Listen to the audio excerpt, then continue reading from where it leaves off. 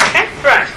Okay, welcome to this session of the e-learning in mathematical subjects. Have I got that right? Yes. Okay. What I'm presenting today is some preliminary results that have come out of a project we've been doing on e-learning and learning styles. And this is a collaboration between myself and Claire Greenhall, who is the educational developer for CELS, and Pete Redfern and Rob Beattie, who are within the School of Biomedical and Natural Sciences, but who also run a training organisation called Laureus. Now, what I wanted to talk to you about today is, I'm just going to briefly give you an overview of what CELS is, just in case you haven't come across it. Some people know more than others, and I wasn't sure who was coming today. So I want to talk about one or two issues with e-learning in terms of learning styles and how relevant they are to the design of e-learning materials. I'd like to do an activity where I get you to think about what your learning style is. And I'm going to talk about the system and experiment that we're using, something called the Laureus Trainer, which is a semantic neural network in theory. And what I want to talk about is what happened when we let the students use this system and track what they were doing, and some suggestions for where to go next. So bear in mind these are preliminary results for what we've been doing. Okay, what's CELS about? Well, we are funded by HEFKI to be a Centre of Excellence in Teaching and Learning. What we're looking at primarily is, can we make science have a new image? And the idea is to make things look relevant. So we want to pick up ideas that we're kicking around in educational research and try and apply those to teaching higher education science. And because surprisingly, not a lot of that's happened. We also want to look at accessibility, so trying to improve the image of science for school kids. And also, one of the difficulties with a lot of the mathematical subjects is they're perceived as being hard and irrelevant, and we want to do some work on that. Now, just very briefly, there are two main strands to what we're doing. In higher education science, we want to look at things like, what are what's called threshold concepts? These are the things that students persistently struggle with year after year. Okay? If you talk to a chemist, they'll say it's moles, and if you talk to physicists, they might say it's quantum mechanics or whatever, different ideas. And we want to look at different ways of teaching. Now, that can be via e-learning. We also want to do work where we've got mixed entry profiles into science courses, where people have got mixes of AS and A2 levels, and see if we can design materials to do that. Now, we need systems to do that. And the other thing we'd like to do, which is notoriously difficult, is actually look at effectiveness of learning methodologies, and that's a tricky area. And then on the science outreach side, which is the other half of our funding, we're looking at ways of making science relevant, raising aspirations, promoting science as a career. Okay, so that's the other thing, is there's a lot of ignorance about that around. Just very briefly, some of the things we've been doing involve very much practical activities, things like motors, fuel cells, chemiluminescence, all sorts of things like that. And also, working with Mark Crowley, like a number of you will know, we've also been looking at different forms of materials, both schemes of work, worksheets for people. These are all animated little interactive flash things that are on the website. So if you'd like to find out a little bit more about that side and about some of the things that we do, then have a look at the website, because there's a gallery of all the things we've done on there. So that's the cell bit done. Selling your cells. Okay, now our HE research projects, we wanted to look at student learning styles, then let them use this neural network and see if they actually did what they said they did, if you see what I mean, if that's a link. We're also doing work on focus groups and there's different background issues. Now, what about learning styles? This is a bit of a tricky area because there's a lot of literature out there. If you type Kolb into the system, you end up with over 200,000 hits on Google. It's just enormous. There's plenty of literature that suggests we all learn in different ways, and there's some literature that suggests that if we learn according to our preferred learning style, we could be more effective learners. Could being the operative word. Learning style gurus, probably everybody's heard of Kolb and the learning cycle, Honey and Mumford, Felder and Silverman, and what I want to talk about today, which is something called VARC, which is written by a guy called Trent from New Zealand. Now, the classical sort of picture of Kolb, it actually came out of experiential learning theory. And that's based on the idea that this is about your environment, your careers, the tasks that you do. It's not about basic personality traits. The other strong contender is the idea of multiple intelligences, which is more about how you think and the way your brain works. So there are conflicting strands in this. The idea is that these are not fixed, but you can adapt them to some extent. So the classic idea of Kolb is the idea of experimentation, reflection upon your observations, that you then build a model in your head, which you then test, and then you go round again. So we're sort of going round in this loop with that. And there are various sort of levels of loops that people attach to that, about different types of learning, and about how different people, for example, scientists there's a lot of active experimenters out there in that sort of area, but that's not entirely the case.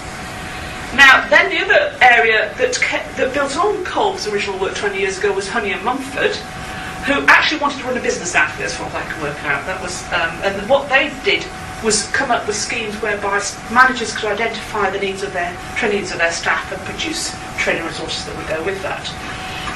And they came up with these 4 learning styles, which are known in the as active, reflective, theorist, and pragmatist.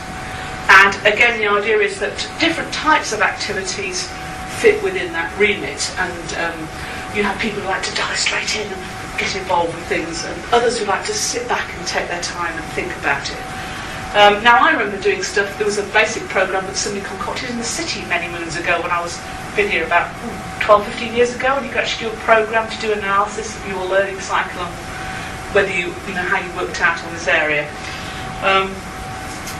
But initially, that was just about analysing things. Then Feld and Silverman said what they wanted to do was to match teaching styles to the concept of learning styles. And they said there were different styles of learning. They talked about active or reflective, whether you were a sensing or an intuitive type, visual or verbal, sequential or global. This one's quite interesting because we did a bit of work on this, but we haven't analysed the results from it yet, which is, do students like to take things in certain steps? There are A follows B follows C. Or are they the type of student who likes to get the bigger picture and then go into the detail? So there's some questions you can get at that sort of help you look at that sort of idea. Cameron, are you going to have any slides available? Yes. Yeah. Now, and the idea from this work was actually to match the teaching style to the learning style. So if you were dealing with intuitive people, you'd want to emphasise abstract concepts, theories and models, because they're the ones who like to think about it in that sort of little way. If you had global learners, you want to give them the big picture before you went into the specific details. And if you've got active learners, then problem-solving activities and experiments. Now, most of this work, sort of this idea of your way type of learner. What Fleming came up with is this idea of what's called VARC, which is visual, oral, read-write, or kinesthetic learners. And the idea is that this is not so much about you having a fixed learning style, but about the fact it's the way you like to communicate, it's the way you like to take in information or give it out. It's a slightly different subtlety, and it talks about preferences rather than styles. So it's not as fixed as a style, it's not as rigid, and it can depend upon context. So the idea about these is that they are multi-dimensional. You can have more than one area. Because what Fleming, who works in New Zealand, felt was that the difficulties in learning were often due to the method of presentation. Now that feeds back into the previous work. But the difference in this questionnaire is that the questions are based on real life experiences, as you'll see in a minute. Honey and Mumford's questionnaire ran on to 120 questions or something like that, I think it was. It was huge, and you had to sort of... And they were mostly about learning and processing information. This is a slightly different angle, looks at how you interact with life normally. Okay, so you'll see that. And as I said, its focus is not so much on cognitive theory, but on just how you communicate and prefer to communicate with that. With the emphasis that learning preferences can be multimodal. Okay. And basically, what the problem is that learning styles are not so much a specific thing, but a whole spectrum of terms that people use, and they talk about modals, preferences, strategies, etc. And a lot of it seems to be a bit conflicting, and nobody's quite clear, because one of the things that hasn't really been done, for example, is much in the way of longitudinal studies. People haven't sat down and followed groups of students, say, through from secondary school through university, and seen whether their learning styles change. There's been like one study that's looked at a sample of students between their first year and their final year, and they did find that their learning style shifted. Now, whether that was because they found better ways of doing things, or whether they just had to adapt to survive, they couldn't say why people had changed. There was some change, but not why it is. So what we were trying to do as part of this project was to actually say, if we start this before the students do this piece of e-learning with some emphasis on learning styles, and then see how they manage the system, perhaps there'll be some correlation. So that's the way it sort of worked. So what I'd like to do now is hand you a copy of this questionnaire out. I don't like to say. I'd like to give the people that you've had a bit of listening now we can have this to do. There's 13 questions in here. To make this work, you have to answer at least 10 of them. Okay. Now, the key thing about this is that you circle all the answers to a question that apply to you. Okay, so there's not one answer, there are as many answers as it applies to you. Has everybody got a pen or something to write with? I have. What we're going to do with this, I've got a sheet on how to do the analysis for yourselves.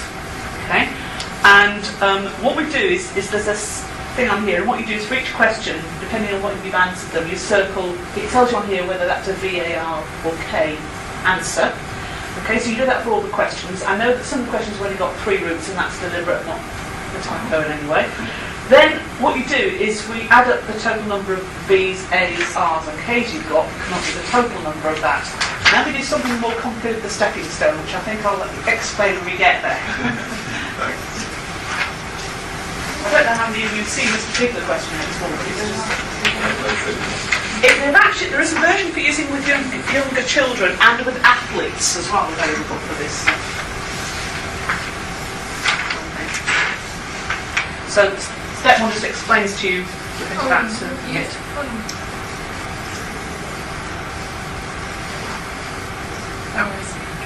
So if you match, so if you answered A and B for the first one, then you'd circle both the B and the A.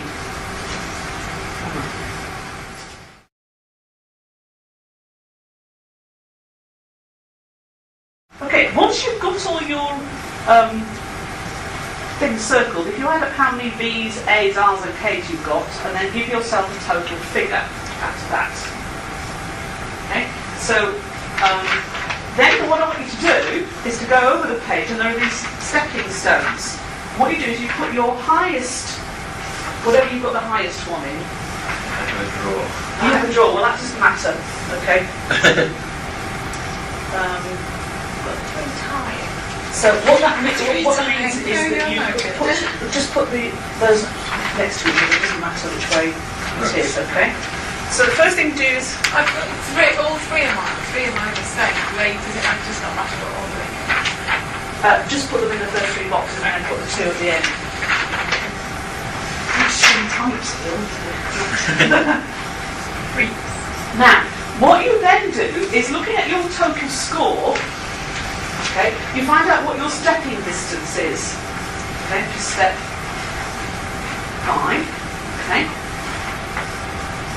What you need to do is actually put your...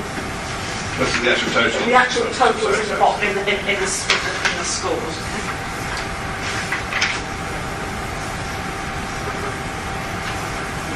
And you put those in all you do is you actually need to put the numbers in here. in the stepping stones that you got for each score. Up with the letters. Yeah, everybody else stood too. That's why it doesn't matter. Yes, this needs modifying. This question for everybody's. Oh, I see. Okay, so it's 5, 5. Okay. Numbers on that. Yes, okay. Now, what you now do is look at what your total score was for the next step of step 5 and find out what your stepping distance is. 2. Right, what you then do is you go down your list. Now, I appreciate some people have got very level scores. Whatever the distance, if your distance is less than your stepping scale, you count that mode, you can see what I mean. So, if you've got 4-4 and your stepping score is 4-4-3, okay, those are less than 1 apart, Yes, I so see. they count. But that one's 2 apart, so it doesn't. So that rates you as being the multimodal in those 3. Okay, so I'm multimodal next. Yes. Doesn't that mean I'm multimodal in all of them? Yes, it does. You You're look at not. the gap, and if the gap is Yeah. in your stepping distance, it's so here the gap is naught. So it's Okay. 1 and there it's 1, and then So yours is 3. Yeah, so those are 2 apart, that's 1 apart, and that's 3 apart. So again, you're you're completely multimodal. Well, this is 2, so this is 2, right? Yes, that counts, and there's So I am. yeah, and that so they all count. Because that's only 1 distance, isn't it? Oh, right, yeah. Okay. So I'm only just. so you're looking at it being what that one is. Okay. What are these? What are these? okay. Um, I think So that's so I'm okay. not Yeah. seeing it. You're not visual. Not the kids. Oh, well, I told you that. That's all. So you've got all of them. I'm VA and R. You'll be A and R. Yeah. Yeah, I'm saying. Yeah. What do they all mean again? Well, okay. The B is a visual learner. Right. A is an audio or oral learner. R is read write, and kinesthetic is sort of the learning by doing sort of thing. What are you, Peter?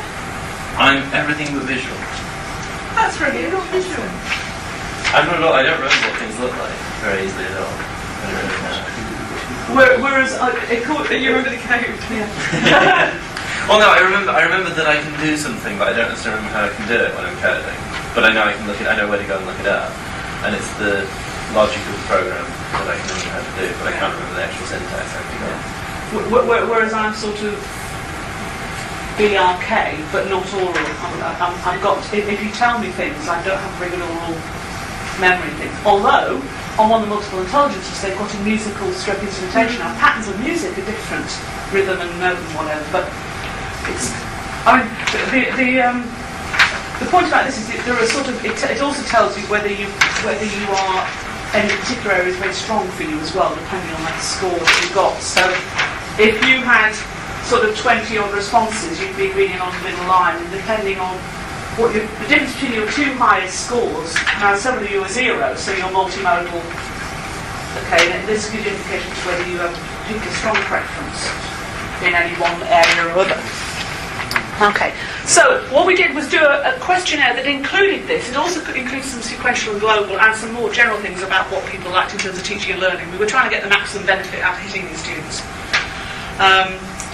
Okay, now, what we did was also look at what else people had done, and I don't know whether people have come across this. The adaptive learning e-learning systems are ones that respond to user behaviour patterns.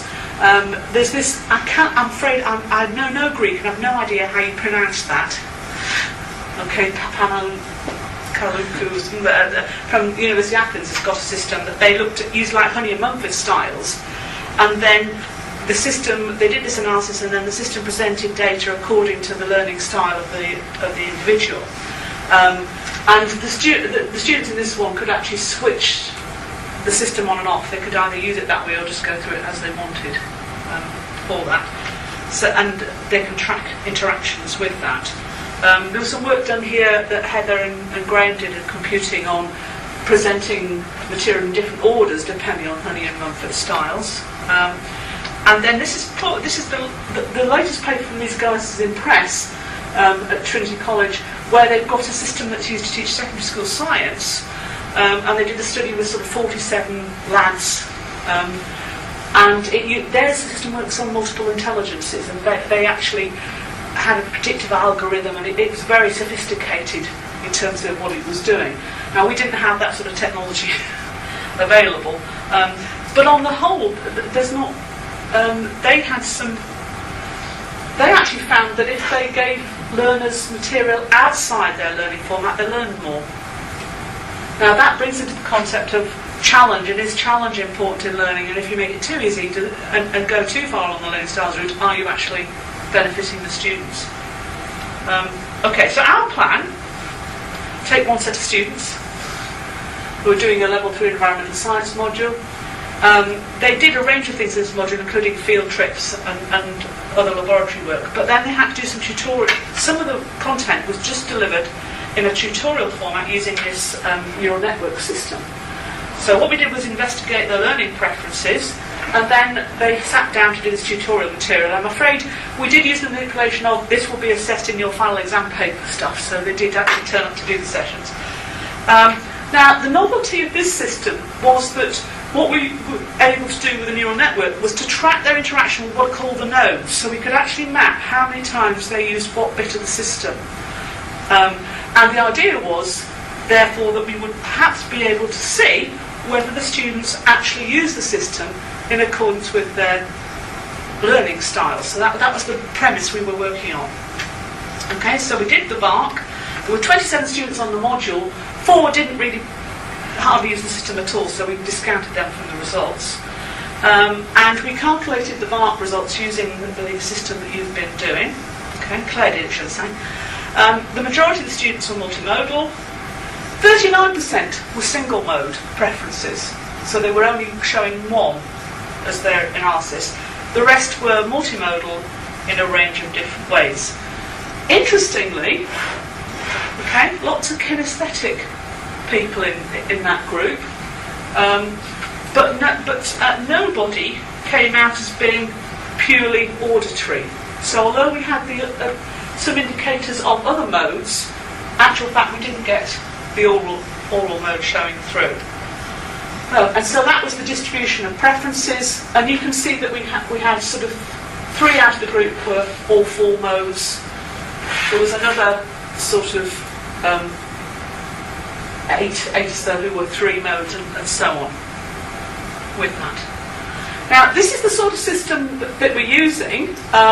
This is the Laureus trainer, which Peter and Rob designed and used. It was originally a hypertutor system, and they've then got a commercial access side of this. So this is a commercial laid out thing whereby companies can do training on environmental management, for which they charge them. But this is the sort of page. This is within a certain lesson, which is the way this system works, and then there are pages to be accessed down here. And what they did was we added alternate nodes at the top here, so they could actually access the material, equivalent material, in different ways. And this was just an example of doing it visually. I mean, it wasn't incredibly exciting. It was just the different modes they were doing. Okay, so the system originally was purely text-based, and what we did was put in. Now we only, given the time constraints and the fact that it takes a lot of time to present this, we only converted 10% of the material into the alternate format, so it's not a huge sample in that. And so there were 3 nodes of delivery offered to the students. One was just a straight text, the other was pictures, diagrams, figures, etc. And then the active node, there was like a research thing where they went off and did a bit of research on their own for a case study or looked at different sites. So it was them getting the information rather than being given it in a fixed way. We weren't able to add audio to the system for this initial thing. Just as well there weren't the audio learners. We didn't know that at the time, but it worked out okay. The remainder of the site is just fairly straightforward text in a lot of the cases. Okay. But the students had a free choice in how they use the system. So we didn't say you must use this bit, we let them have a go at it. Okay, so by tagging how much time they spent on these different nodes, we could actually look at what they'd done and which systems they'd used. And because the majority of the material was in unaltered text, that's actually where they spent most of the time. But what we did do was analyse this, and the data files were so huge, we didn't quite realise how long it would take to process we started off. But the interesting thing was the most popular came out as being visual. Okay, so 55% of the students spent their time in the visual stuff, even though only one of them had a really strong visual preference. The text mode was second, and they weren't very keen on the active mode. I think that probably meant because they had to go off and do stuff themselves, which might be a different issue with that. Okay, so this is just the information presented pictorially for that, and you can see that the visual dominated for a lot of people in terms of what was happening. So the visual is this pattern stuff here. And these here, the student analysis, what we did was, although we knew which students were on the module, by the time we saw the data, what we did was give them the student number. So I don't know which student was which. If you're doing this sort of research, it's always good to anonymise the data from the student point of view and to follow vector guidelines, as research station guidelines on that, not vector peer. Okay. So, 73% of the people who had a visual component to their scoring spent a majority of their time in the visual mode. 33% of those who were strongly read-write spent some time in the read-write mode, but not a majority. And 50% of the read-write students still favoured the visual rather than text node for that. And only a small minority, the ones who were kinesthetic, favoured the active node. So some of the kinesthetic users used it. But I think the interesting thing for us was that it didn't matter really, from our point of view, which learning style it was. Visual nodes were still more attractive than the straight text nodes overall. So,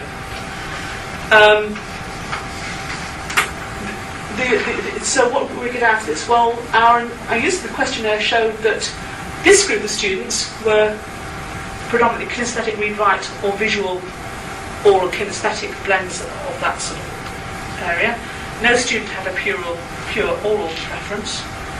And the nodal analysis showed that students spent more time in the visual node than others.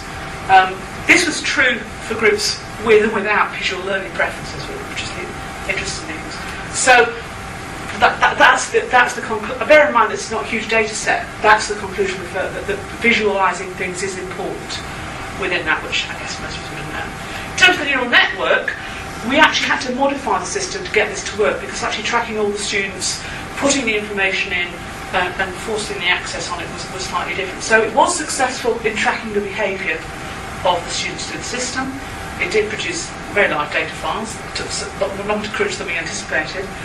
And it does, you do seem to gain by offering material in a range of different methodologies. So these are the preliminary studies.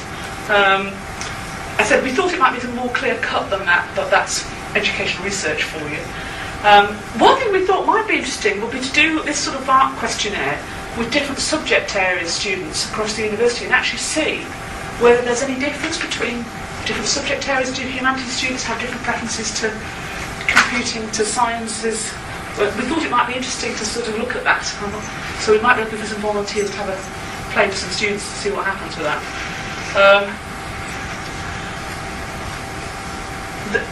The thing about the literature is it's mixed as to whether you should present material in their preferred learning format or whether you should be pushing them to do things outside their learning format. And certainly the evidence from literature is mixed. Karen, can I just ask? Yeah. If students or subjects are given material outside of their learning preference, do they take that material and put it in formats that's in line with their learning method, and through that process they've learned? So that's why they probably don't learn so much. They're giving it in their preferred style. I mean, the EdJuice paper, which is I think the biggest study that's been done on this, that is, and that's 47 secondary school kids. I don't think they got an option of taking the material away. They were just presented with material in a variety of formats. Some were allowed to navigate freely between the formats. Some were given we think you're this type of learner, therefore we're going to give you the method in this. So it wasn't a case that they got away. This was an all online interactive e-learning system. So it wasn't a case of going away and redressing the balance, if you like. So I mean, the thing is that I'm not an expert. There's so much learning style stuff out there. I don't know every study that's been done in terms of encounter, etc. But some people have found it helps to have things in their learning styles. Others seem to say no. So. Because earlier you mentioned that when it's not in their preferred style, there's a challenge, they learn better. Yes, well that was based on this Edge's Trinity system, and they looked at learning game. Now they were sort of doing almost like a pre-test and post-test type study with that. So that's not a longitudinal study, and that I think is one of the issues is that we, the thing is when you plan these things, you're never quite sure how many students are going to turn up to the module sometimes, and we do want to sort of run it again with another group of students, and we also want to look at doing different things to the system, so we can do perhaps put some gates in there, so students have to do a little question on a material before they get to the next step. Because what we want to do with this system is that it is supposed to be content independent. So what we've currently got is a bioscientist who's writing material for protein purification, which is quite a complex topic that involves lots of choices depending on factors. And we're currently trying to put his material into the system and then evaluate it with students. One group will use that material, one will have a traditional lecture and see what happens. So, our analysis was, yes, we can follow the students on what's happening, but how this system's been running on this type of material for a while, is it transferable to other systems? And will that then give us a different type of learning that's significantly different from a normal web page? And I guess that's the next step for us in terms of what's going on. Okay. With thanks to Claire Greenall, who actually processed the questionnaires and all the data and did all the diagrams. Pete Redfern and Rob Beattie and their team, who actually taught this material, agreed to let us play with their system, and John Britton, who did the programming to make some of this stuff work, and the students who volunteered, and Hefke for giving us the money to do the programming. So that's it. I said preliminary study results, but perhaps food for thought in one or two areas. Sort of. I kind of just like the idea that students being deliberately given material in the form outside of their preference, and I just would be interested to see whether they then learn by just transforming that into their own style, and yet and whether when they do receive it in their preferred style, actually there's very little learning taking place because they just think they understand it actually and don't do much interaction with the material. Do you see what I mean? Yes. So I wonder if interesting. It's interesting the concept of challenge, because I remember well that it was when I borrowed somebody else's notes for a lecture and I spent hours and hours trying to make sense of their notes that I actually learned a lot because I didn't understand their notes at all, so there was an element of doing that. What I did bring, I don't know, you can get this on the BARC site, but what they do is they do some things on that study strategies about, if you are a visual learner, what sort of things you can do to your notes to turn them around and things. So it's quite interesting because the thing I suddenly realised is I am a person who does the correct people who do read writing bulleted lists and things like that. So that there's some interesting bits and pieces about how people fare this. But they are particularly looking for people from a different subject areas to use this and see how it would strengthen it. I think one of the challenges for all of these is there's not a lot of statistical analysis of this sort of data, and they're not actually sure it's possible to analyse some of the outcomes of this statistically, because of the fact that it's all to do with the students expressing an opinion. It's not about things. It does an analysis in like the Honey and Mumford one, but if you know how the thing works, you can manipulate the system. So how reliable some of these learning style things are. They're used and widely accepted. Honey and Mumford's turned up in more places than I care to think of. But our challenge was the problem with the Honey and Mumford was there were just too many questions to make it runnable for, you've got your captive students, but they don't like to sit there and do things for ever and ever, I think. And the whole concept of learning styles is just, it's interesting, but how reliable it is in the long term. But for most people, I think it's something that people who are involved in learning and teaching should at least think about it, because I think when I first came across this, I thought, that's a bit allow a bit of space sometimes in a lecture for people just to think about and do stuff. Or present things in different ways, and you have some activity and some listening. Well, thank you very much for coming. Thank you. Thank you. Very good. As I said, I was trying to cater for the those who like to do things as well.